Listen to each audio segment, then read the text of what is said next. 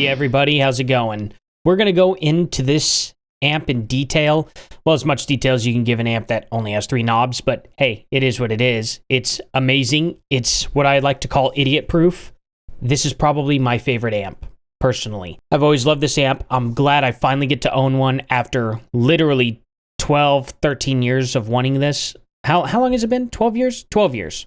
12 years, coming up on 13 years since this amp came out, and I've always wanted it. I was always under the impression that this was its own thing, that this amp was unique. A lot of people that I know thought the same thing. It's funny because the DarkTerror itself had what we thought was a sibling, the Jim Root Terror. Unfortunately, it seems, or fortunately, however you want to really view it, most of my friends always called it the Jim Root DarkTerror versus the DarkTerror. Everyone that I know always thought that the 3-band EQ was a mod to the DarkTerror. The Jim Root Terror itself has a 3-band EQ instead of a shape knob. It looks like the DarkTerror. I don't think a lot of people out there realize that Jim Root's DarkTerror was just a 15-watt lunchbox version of the Rock-Reverb Mark II that he had. Specifically his, but yeah, that he had, or has. Just like the DarkTerror here is not a DarkTerror, but it's simply a 15-watt, 7-watt version of the Thunderverb. After learning that, I thought that was really, really cool. I just learned this like last week.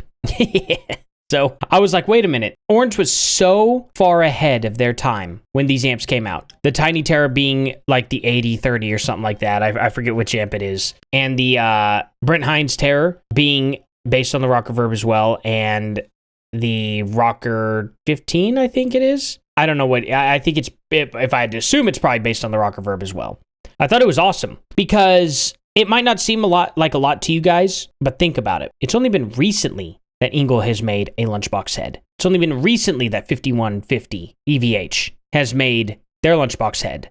It's only been really recently that the PV Invective and the PV6505 have their MH versions, the mini heads lunchbox head as well. So many companies are making lunchbox amps now and coming out with them like they're a brand new thing, when the first version of this, I believe, came out in 2008 with the Tiny Terror. So what I want to do is I want to do my own version and dive down into history of the orange lunchbox heads. It'll take me a while, guys. This video is going to be a long time in the making. I fund every single bit of this channel out of my own pocket. Until this channel does a little bit more, does a little bit better, gets more people into it, it'll be that way, you know? And then once this channel, maybe if it does start generating money, then I can start putting that towards it. So otherwise, we're going to have to just wait because I can only do so much.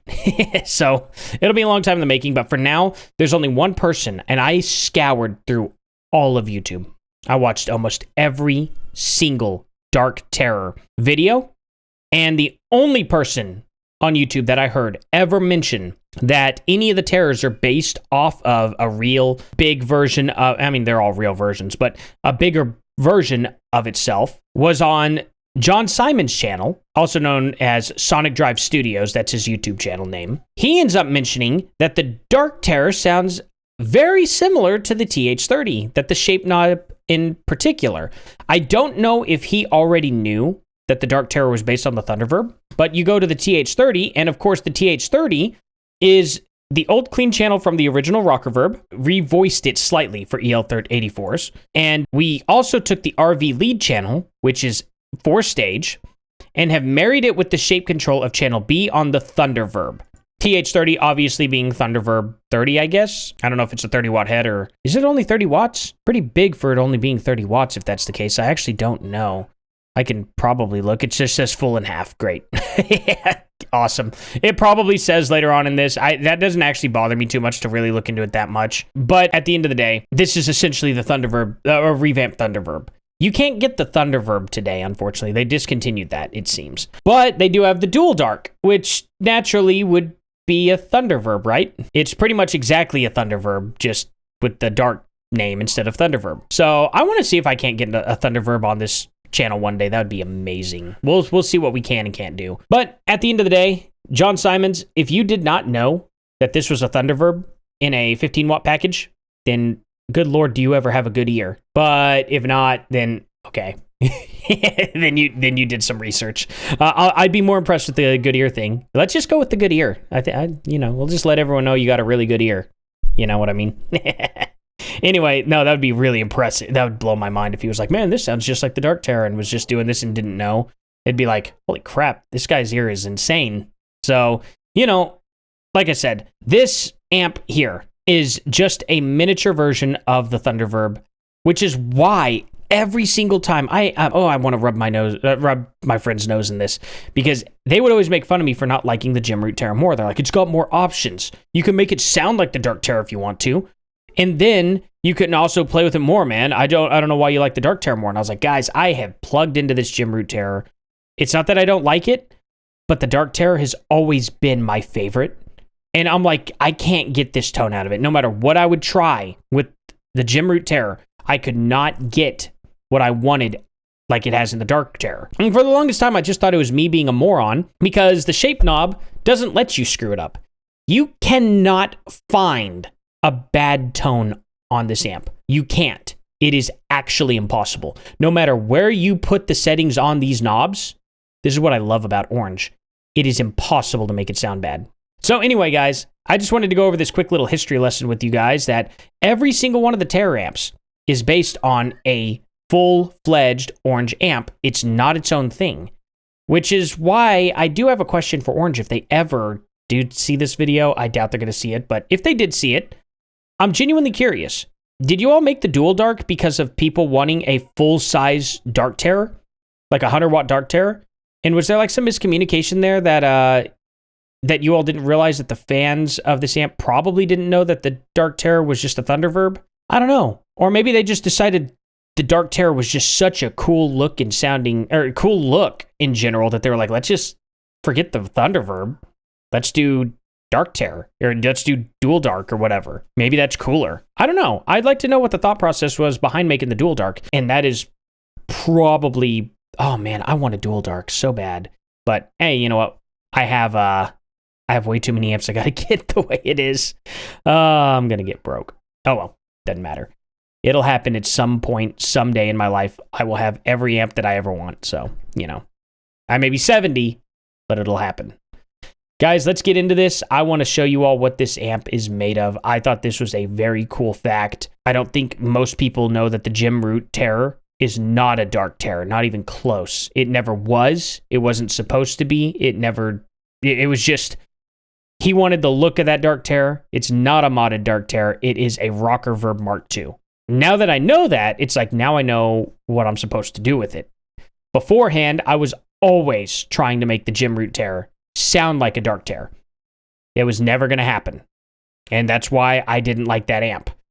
Now that I know it's not that, now I can do something cool with it. And not to mention, keep in mind, I was like 19 whenever that amp came out, and I was trying to do this stuff. I was not as good at this as I am today. So let's jump on over there and hear a demo. Alrighty, I'm just going to go ahead and switch over a little bit here to the Petrucci guitar, the Majesty, because it has a lot more versatility when it comes to this, and I think it'll showcase this amp's abilities off a little bit better. So just to show you, the original signal chain here in the very beginning of the video was just my Slammerai pedal with a bit of a noise gate, and then the Orange amp itself, just dialed in exactly to where you see it. I mean, it was really just that simple. And so you got a tone like this.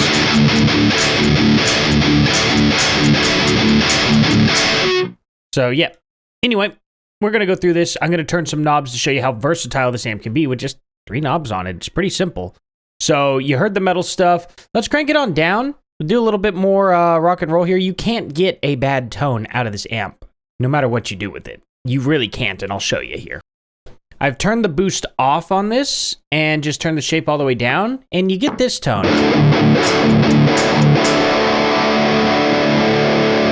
And it sounds muffled and like there's some sort of blanket over it.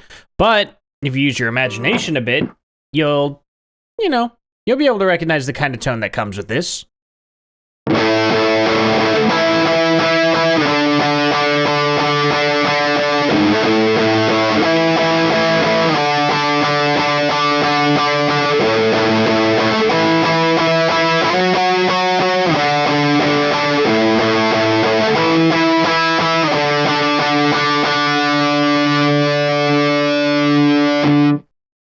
Get a little bit of Smashing Pumpkins there, and to add a little bit more clarity, you just bump that knob up a little bit more.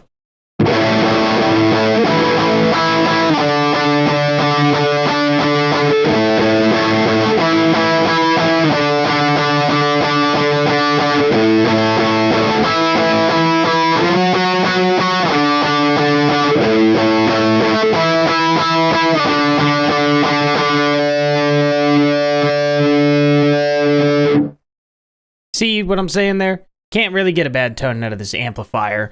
And, you know, you get to that point, you get to be, I don't know if I would call it grunge per se, but definitely very, very Smashing Pumpkins. We go up right around noon, and you kind of start getting that, like, I don't know how to describe it, like early thrash metal,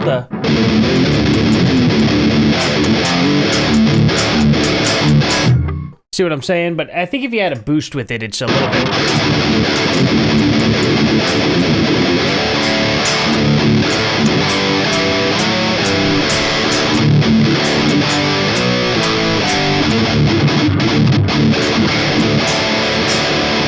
I don't know what I would describe it as, actually. I don't know if it's 90s, maybe it's a little bit of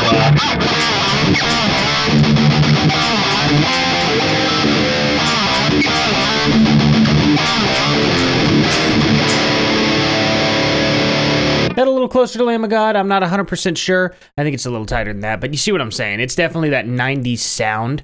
And then it kind of goes back up to where we just had it, which I don't want to do because we already heard it. So let's just crank the shape all the way up and see what this amp back in 2011 had going for it.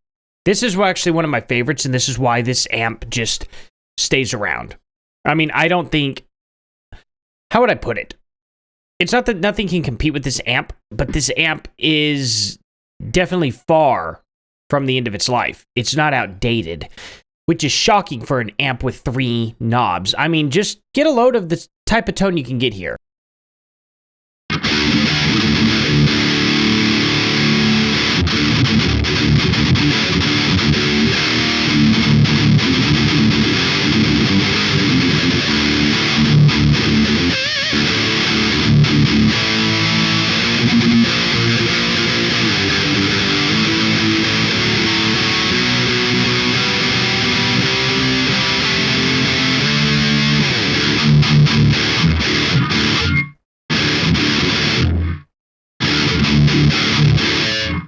So this amp actually does end up genting. That's a little wild, isn't it? So, seriously, like, you've got every single setting you could possibly want in this amplifier. And that's just for all of the heavy metal tones. Now, the reason why I grabbed this guitar is because it's got a piezo, and I did want to show off a little bit of the cleans. All you got to do is back that gain off, crank your volume up a bit, and then just let her go.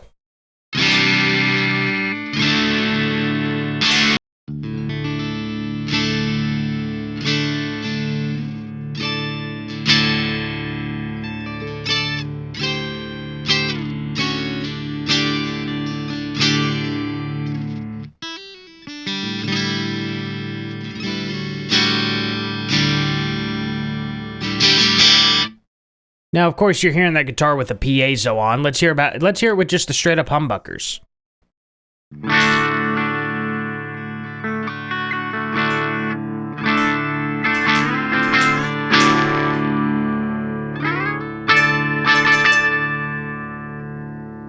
Now, how about with a coil tap?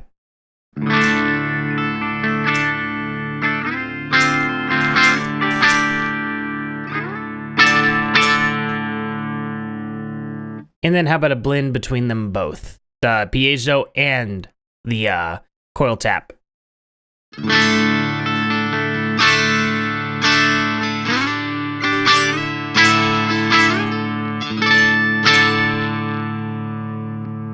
Now we'll take that coil tap off.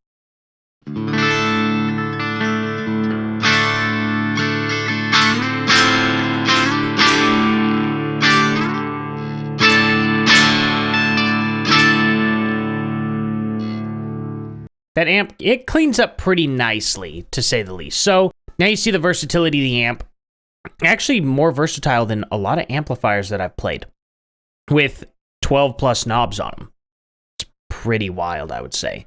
So to hear that come from just a 15-watt lunchbox that was way ahead of its time, to be able to clean up the way it does, to be able to have as many options as it does in it, that's pretty impressive. That's why this amp is essentially timeless. From gent all the way to Smashing Pumpkins, to 80s rock, to thrash metal, I mean, death metal, anything you want it to be, it will do without an issue. You're not going to regret picking one of these up. Now, if you need more headroom, you know, you can always find a used Thunderverb, or go for the Dual Dark, something like that. You know, if you wanted to get this exact tone and more headroom, but do you need more headroom than 15 watts? No, you don't, actually. You don't need more headroom.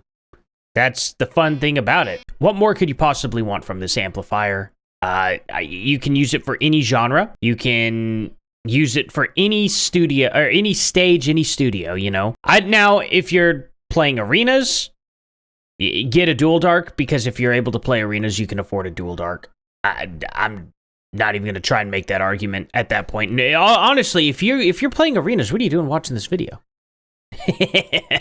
I'm humbled, but you obviously probably know everything you pretty much need to know if you got access to anything you want. I don't know. I mean, I understand playing arenas doesn't mean you're rich or anything like that, but it does definitely mean that you've got a business. Playing guitar, you're actually probably making some money. You know, even if it's only like 20 grand a year, it's like, you know, make sure you invest in your business. But as for something that's portable, this will be, I mean, obviously this will play arenas too, guys. It will. They mic up the cabs. They can plug it in front of house. I mean, there's so many options these days. Like right now, how in the world do y'all think you're hearing this literally at the same level as what you're hearing my voice here? Well, it's simple. I'm running it into a Cabin Plus, and I'm running that into the front of my interface. Straight to you guys. There's a load box off to the side. That's all you need. You can literally bring those exact same things to a stadium. They will plug it into the front of house. You will be heard. This tone is absolutely my favorite tone right now. It actually has been my favorite tone for a long, long time. I'm glad that I finally have this piece in my collection. And guys, please be very, very patient, because I promise you I will do a shootout with every orange lunchbox amp that I can get a hold of. I would hope that I can get it with every single orange lunchbox amps that has ever been made, but we'll see how hard some of the used ones that are discontinued are to find. But hey, one way or the other, I'm going to do my best. I'm hoping to get it going. So thank you all for your patience. Thank you all for watching this video, and I will see you guys here in the next one. Later.